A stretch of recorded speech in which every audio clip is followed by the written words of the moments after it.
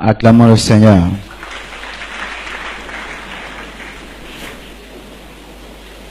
Le genre d'homme que les femmes n'aiment pas. Amen. Que ces femmes soient célibataires ou qu'elles soient mariées, les femmes n'aiment pas de tels hommes. Et j'aimerais dire, ma sœur, si tu n'es pas mariée, tu as déjà la grâce de ne pas être mariée, parce que être célibataire, des fois, est une grâce. C'est souvent dans les églises de réveil qu'on pense qu'être célibataire est une malédiction, mais des fois, être célibataire est une grâce parce que tu n'as pas encore fait un mauvais choix. Et je suis très sérieux. Je suis très sérieux. C'est en Afrique où le célibat est une malédiction. Ah ouais, le célibataire, ah pitié pour toi. C'est pas vrai? Un bon célibataire est plus heureux qu'un mauvais mari. Quelqu'un qui est heureux, sans homme ni femme, est plus heureux que toi qui épousé une mauvaise femme, un mauvais mari. Ne permettez pas à certains mariés de vous ravir votre joie de célibataire. Parce que celui qui sait très bien vivre son célibat sera un bon mari. Mais si tu vis ton célibat en te plaignant, lorsque tu vas te marier, tu ne sauras pas être un bon mari. Car les bons maris et les bonnes épouses, ce sont des personnes qui ont été heureuses dans leur célibat. C'est ainsi qu'ils apportent aussi le bonheur dans le mariage. Si tu n'as pas su être heureux seul, c'est difficile de rendre quelqu'un heureux. Très sérieux, très sérieux. On ne fait pas de courses dans le mariage. Si l'autre a trouvé, toi tu n'as pas trouvé, tu dois attendre. Et s'il y a un écart entre toi et l'autre de 10 ans, tant que tu n'as pas trouvé, tu n'as pas trouvé. Les autres se sont mariés, je dois me marier. Non. Les autres ont trouvé, tu n'as pas trouvé. Et ce n'est pas parce que quelqu'un aussi dit qu'il a trouvé qu'il a trouvé. Peut-être qu'il s'est précipité. Et nous voyons un exemple d'une femme qui s'est mal mariée. Cette femme était une femme belle, une femme sage, une femme sensée, c'est ce que dit la Bible.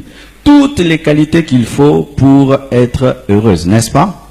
Hospitalière, sensée, humble, capable de servir un roi et de se dépêcher à la place de son mari. Mais elle a épousé qui? Elle a épousé un homme qui s'appelle déjà méchant. C'est-à-dire son nom, ça veut dire méchanceté. Mais elle épouse quand même. Je me pose la question, est-ce que Abigail avait prié avant de se marier? Elle savait déjà que cet homme est méchant, parce qu'en Israël, on ne porte jamais le nom sans qu'on ait le caractère de ce nom. Et en Israël, lorsque quelqu'un s'appelle méchant, il est méchant. Pourquoi? Ce sont ses parents qui l'ont appelé méchant.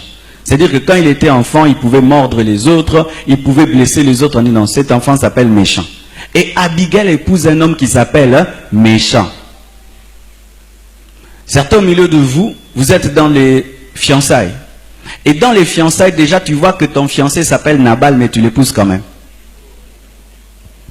Je répète, certains au milieu de vous, vous êtes dans les fiançailles. Et dans les fiançailles, ton fiancé se révèle comme Nabal, mais tu l'épouses quand même. Pourquoi épouses-tu quand même Nabal, même si tu sais qu'il est méchant? Son nom déjà te révèle ce qu'il sera demain. Vous pensez que vous convertirez vos conjoints parce que vous êtes mariés? Non. Le mariage ne convertit personne. Le mariage ne convertit personne. Le mariage n'est pas une croisade d'évangélisation. Tu peux épouser Nabal et jusqu'à sa mort, il sera Nabal. Nabal est mort, Nabal. Oh non, je vais le changer, j'ai l'onction. Même moi, je suis pasteur. Je t'assure que je serai incapable de changer un seul païen. Tous les païens que j'ai changés, c'est Dieu qui les a changés. Alors si je suis en contradiction avec le Dieu qui change les gens, comment est-ce qu'il les changera? Parce que Dieu t'a dit de ne pas aller convertir les gens, il t'a dit de te marier. Il ne donne pas de serpent lorsqu'on demande un poisson, et il ne donne pas une pierre lorsqu'on demande un pain. Et il ne donne pas un païen lorsqu'on demande un mari.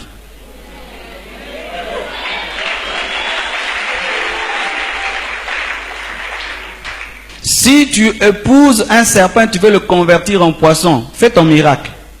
Tu épouses une pierre, tu veux la convertir en pain, fais ton miracle. Mais les problèmes et les difficultés que tu auras vont te révéler que la Bible a toujours raison.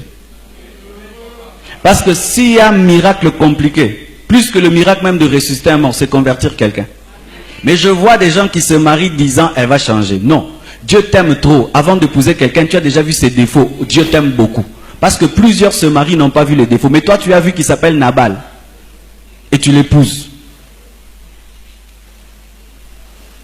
Vaut mieux rompre 10 fiançailles que briser un seul mariage. Mais votre problème, c'est que lorsque vos fiançailles sont connues, vous n'arrivez plus à les arrêter parce que le pasteur est au courant. Non, même si je sais que tu seras malheureuse, divorce de ces... Non, même pas divorce, romps ces fiançailles. Au lieu que tu divorces. Parce qu'une fois que tu te maries, moi qui te donne des conseils de ne pas te marier, je vais te dire de rester dedans, de jeûner beaucoup. Ne venez jamais me parler de divorce. Jamais, jamais. Pasteur, mon mari, ceci. Même si c'est Satan en personne, je vais te dire, reste avec ton Satan.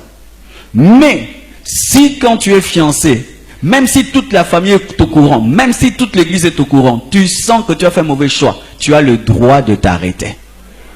Et je me pose toujours la question, comment Nabal a pu épouser Abigail, ou Abigail a pu épouser un tel qui est paradoxalement, qui est son contraire, son opposé. C'est-à-dire quand tu vois Abigail, tu vois Nabal, c'est le jour et la nuit, mais c'est son mari.